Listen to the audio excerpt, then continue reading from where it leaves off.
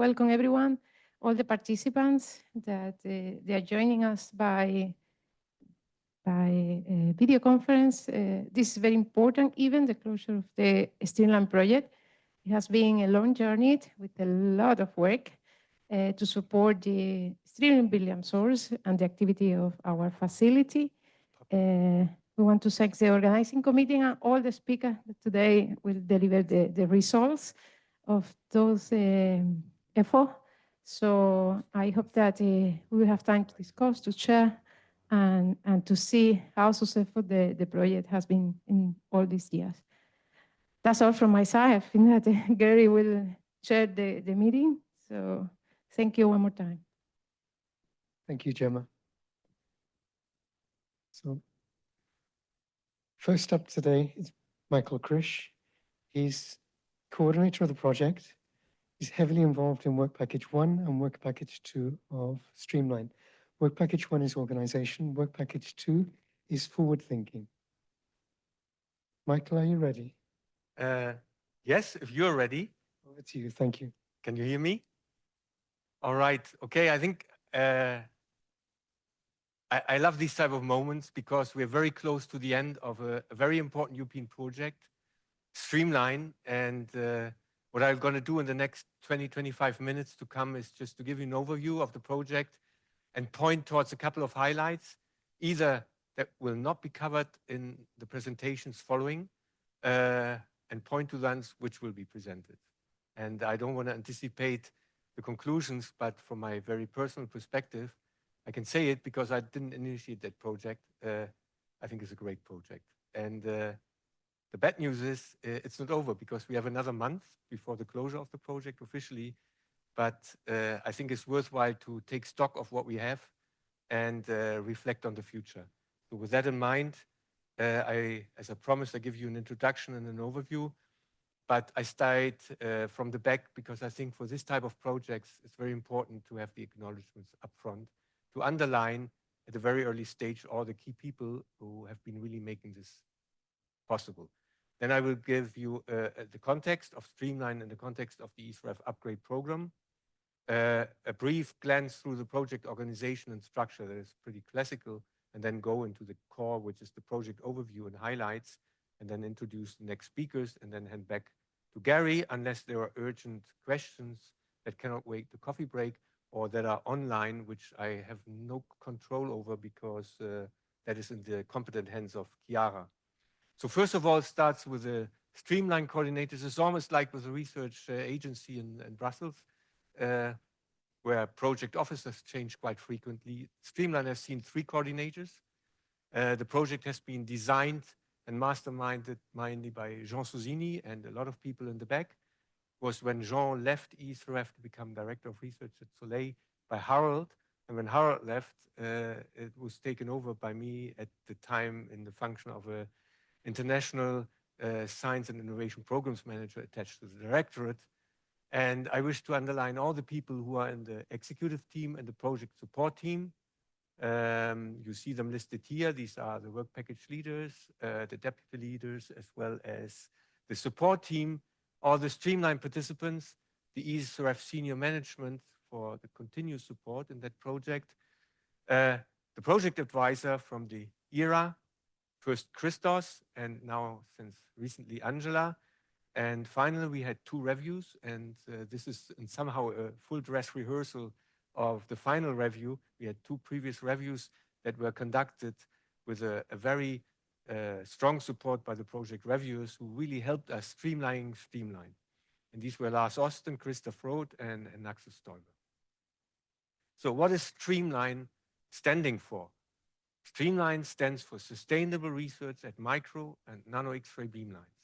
It's an EU program call within the Horizon 2020 frame program. We got 5 million, and the specificity of Streamline is it's a single beneficiary. That means that we are the sole beneficiary of that project. We got a COVID extension of half a month, and we started in November 2019, actually in the middle of the COVID crisis, just before actually. And we'll finish on the 13th of May 2024. Of course, we have our web pages and all the goodies which go with that.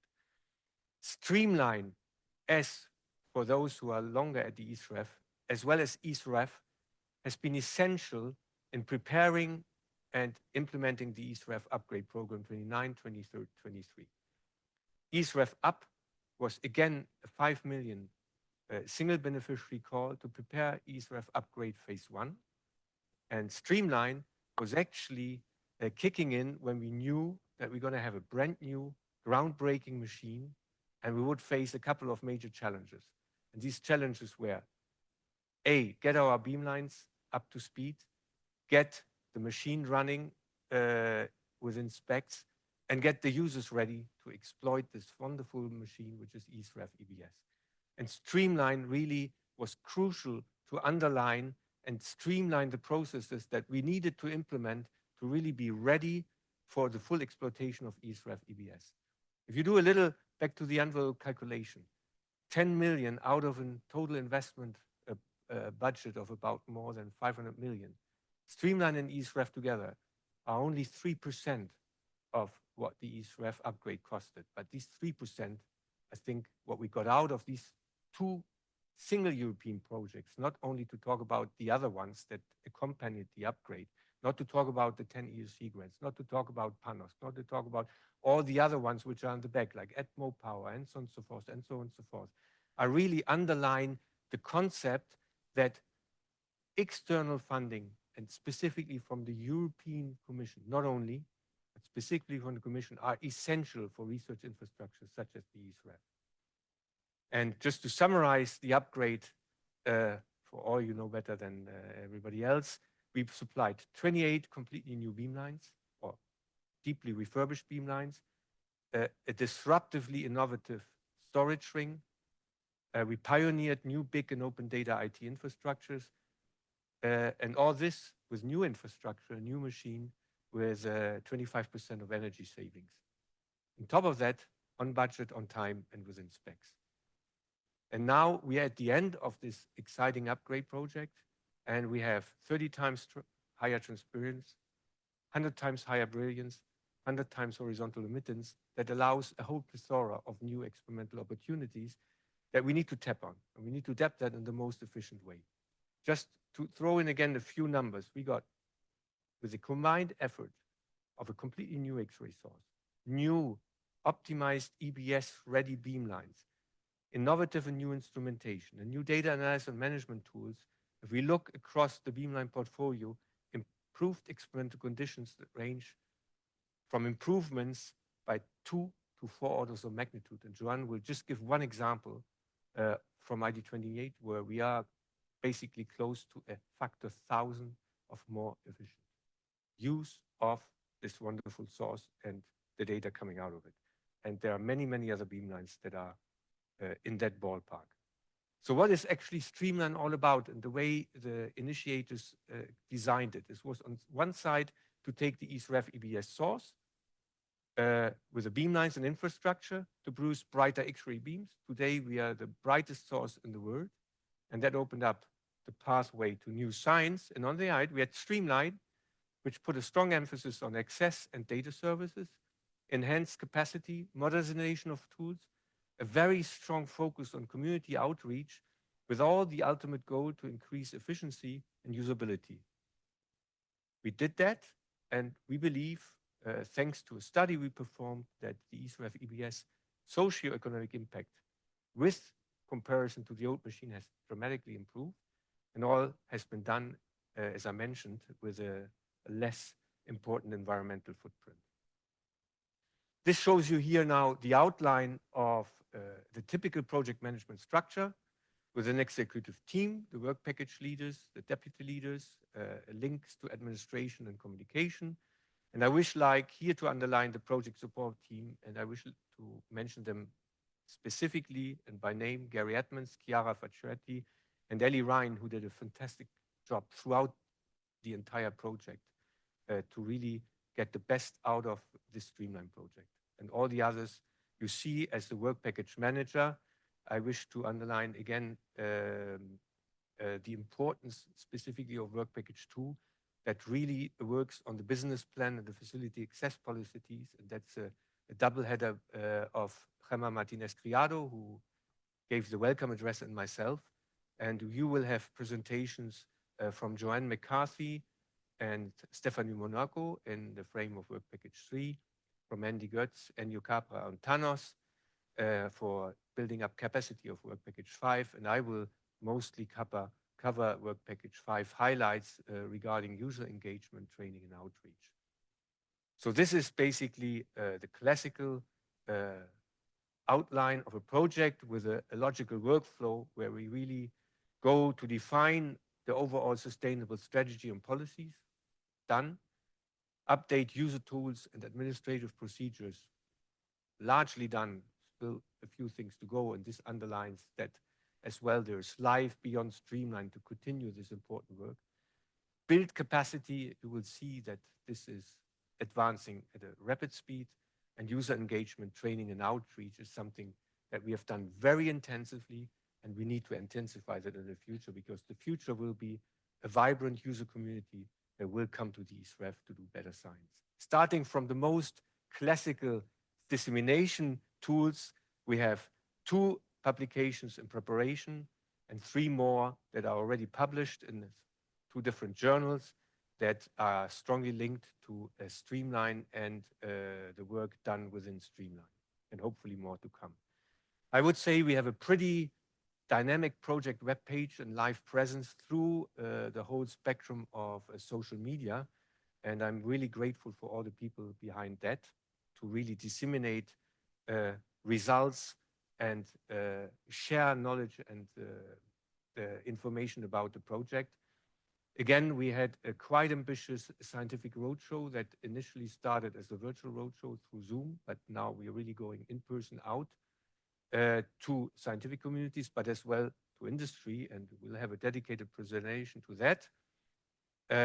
We had a specific Streamline tour to meet industry, and you see here a list of different events only recently that are still going on, and we'll have a recent closing event organized at the ESREF in partnership with Momentum Transfer. This is one of the spin-outs of the Streamline project that I will come to. In total, we had 12 events covering 7 partner countries.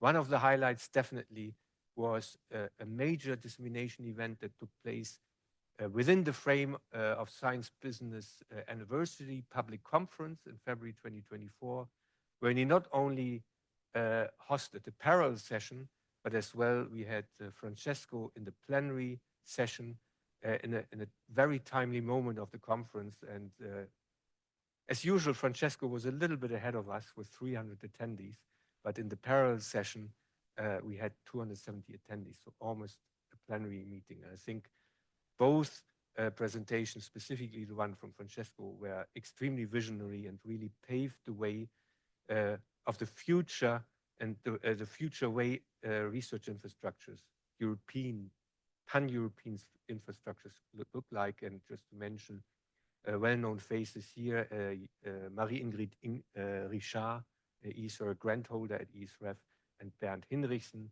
who worked very closely with us within Streamline and now has created a spin-off from BASF in Germany. Let me come now to maybe the most far-reaching impact potentially of Streamline is our business plan and the facility access policies, and that was broken down into 5 tasks by identifying new scientific possibilities, sustainable access models, enhancing reporting and socioeconomic impacts, collaboration with industry, and consolidated business and sustainability plan. So all this is almost concluded. We really created the foundation of a medium to long-term sustainable operation of the ESREF EBS.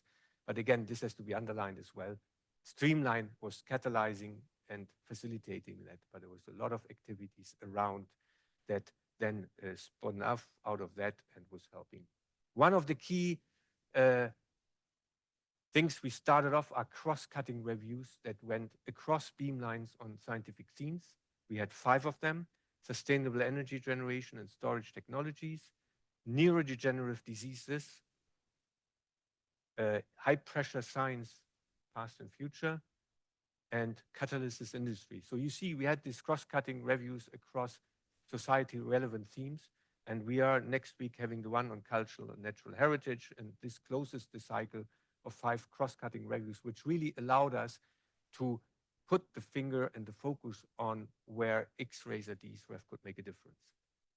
It's clear in the current economic context, it becomes increasingly important as well to value and evaluate our impact and our output. And for that, we need statistics, we need numbers, we need data that are solid, reproducible, and can be updated on a daily basis. And for that, we took on board a project that was initially started at the ILL next door, and that is PUMA. It's a publication matching using business intelligence, real-time reporting tool for scientists and facility strategies.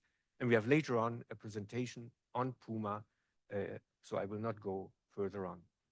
We used PUMA and other data input to create what we call a common beamline indicators database as a science and innovation strategy tool. So this is really allowing us to have a tool that we can update regularly, and it allows us to probe the uniqueness of our science program, the size of user communities, the competitiveness and relevance, and the required investments to stay at the forefront.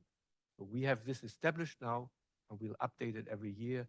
And we believe that is a key tool that we're happy to share with others that allows to align our science strategy with, for example, the Sustainable Development Goals of UNESCO, but as well as what the European Union and the partner countries expect from us.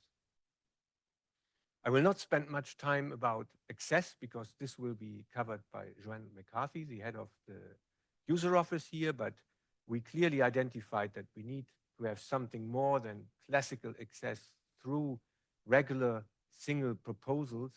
And we launched community access pilots on historical materials, on a battery hub, and on a technique-based shock bag. And we recently launched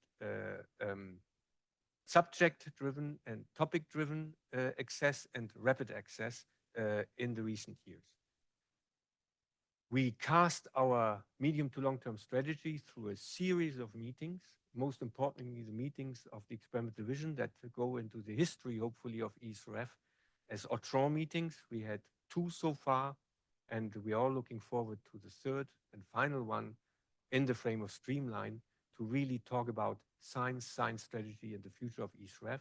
This was complemented by an IT strategy meeting, as well as to getting again the scientific life back up to full speed by a science and students days and so on and so forth. So this was again a very important aspect of the Streamline project.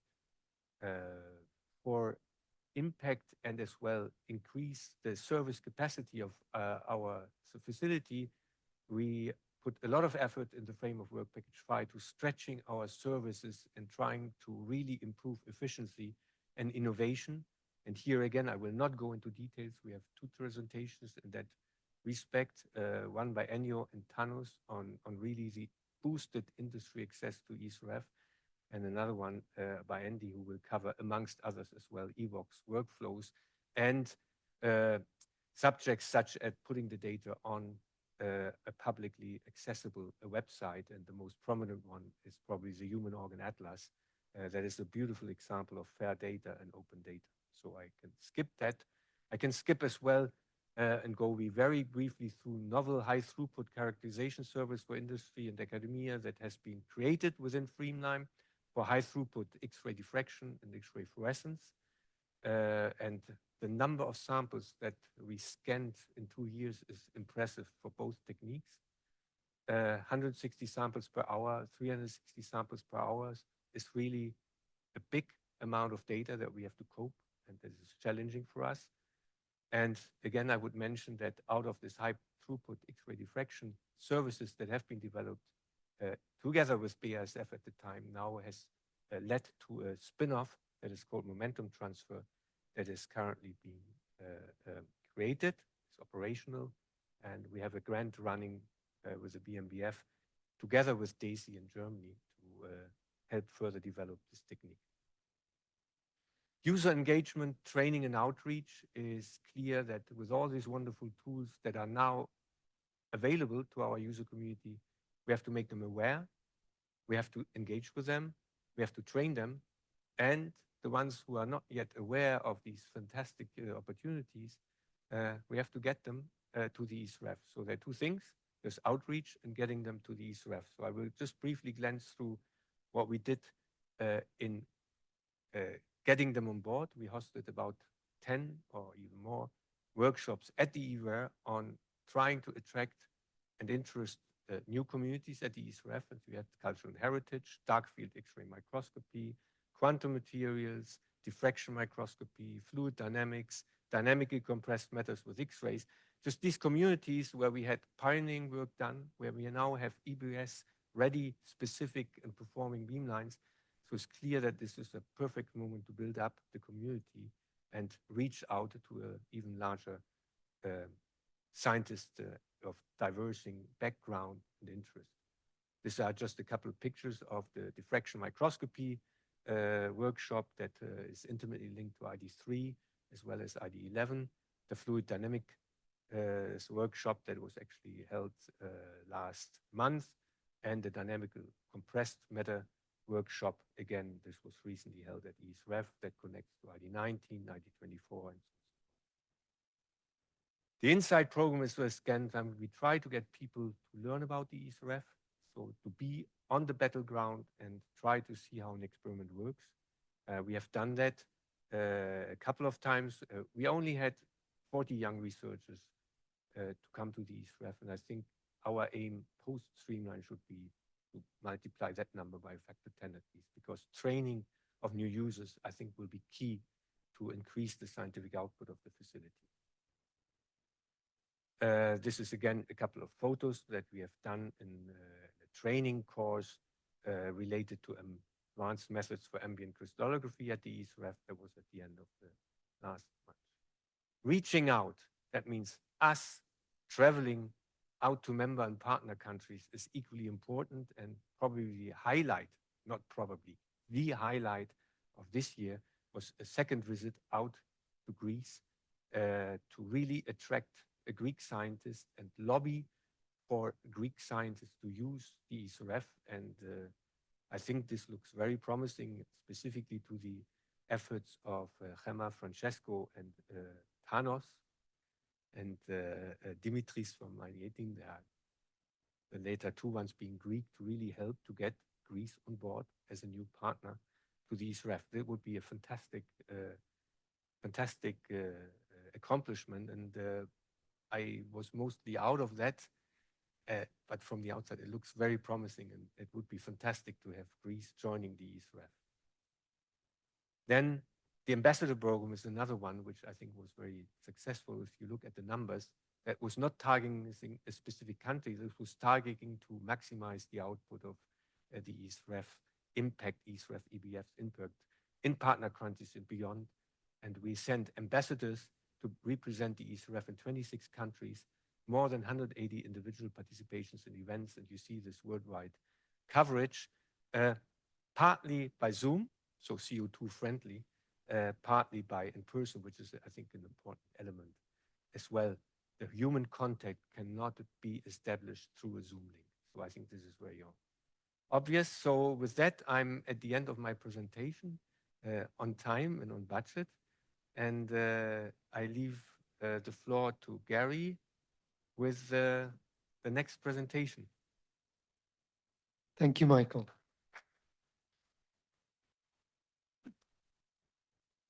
Are there any questions? Okay, then. So thanks again, Michael. And now we pass over to Stephanie Monaco, who works in the user office, and Renaud Doim, who is a programmer employed by Streamline specifically for the project that they're going to tell us about, which is Puma, a data mining dashboard for research facilities. Thank you, Stephanie. Thank you, Gary.